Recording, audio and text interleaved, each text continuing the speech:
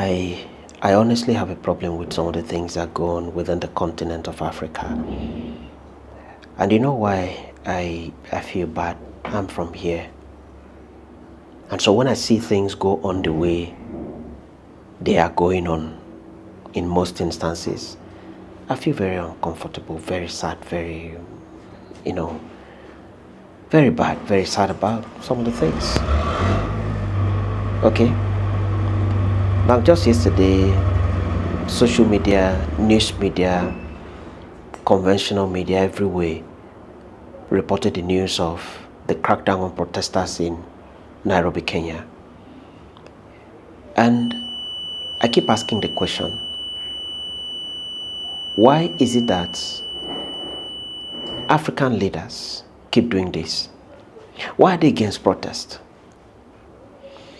Why is it that in other countries of the world, citizens will go to the streets and protest for 1 week and not a single person is killed?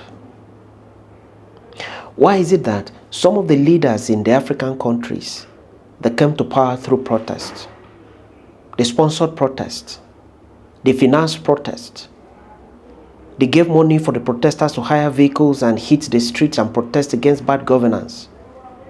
And because of that, they eventually won election and went to occupy the same seats that the other persons were occupying. But when these persons become leaders, they crack down on protesters. They give orders, whether directly or indirectly, or by their body language, they allow protesters to be shot and killed. I've passed through Nairobi a number of times. The Kenyan Airways, which is owned by the government of Kenya, their hub is a Jomo Kenyatta International Airport. And if you are traveling to most of these far-flung countries in East Africa, in Southern Africa, and even in West Africa, Rwandan Airways is able to cover these places, and therefore it's very convenient, passing through Nairobi.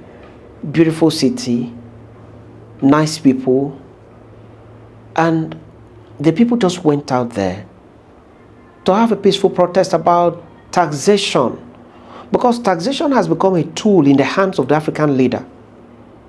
They tax, they collect this money, and at the end of the day, you ask yourself what they're using the money for. In my country, Nigeria, we pay so much in taxation. But what are the political leaders using this money for? Some of them use the money and buy houses abroad. They buy houses in Dubai. They buy houses in other parts of the world. They fail to account for the huge sums of money that they get in taxation from the people. And this is also applicable in most African countries. We cannot continue playing the ostrich about this. It's also applicable in most African countries. And citizens are saying, in Kenya, we are paying too much already, and you are introducing another form of taxation. You call it Finance Act. And in the Finance Act, most times it comes by way of an executive bill. And the legislature that we have across Africa, legislatures in Africa, most times they don't reject executive bill. Tell me an executive bill that has been rejected or has been seriously queried by most of the legislators in African countries.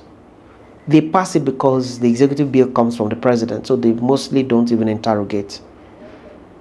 The next thing, the president signs it into law, which is what happened in Kenya.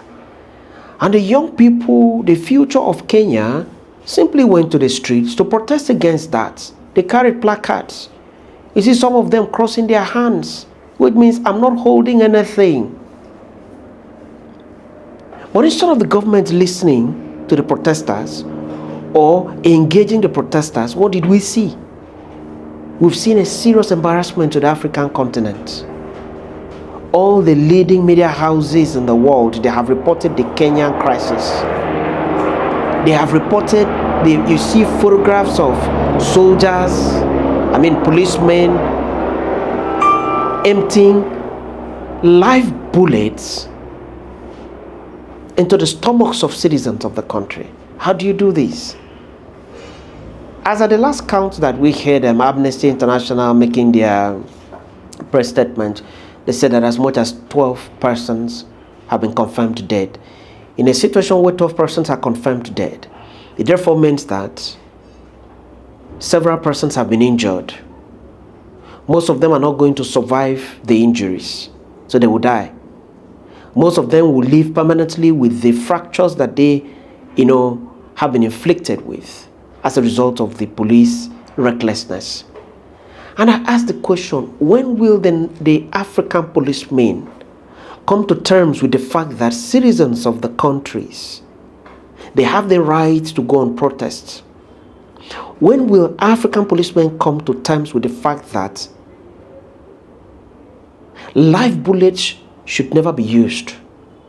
It should be the very last option. In fact, it should be used in situations to save life. What happens? Why is it that in other parts of the world, policemen are able to quell riots using water cannons, using pepper spray, using rubber bullets?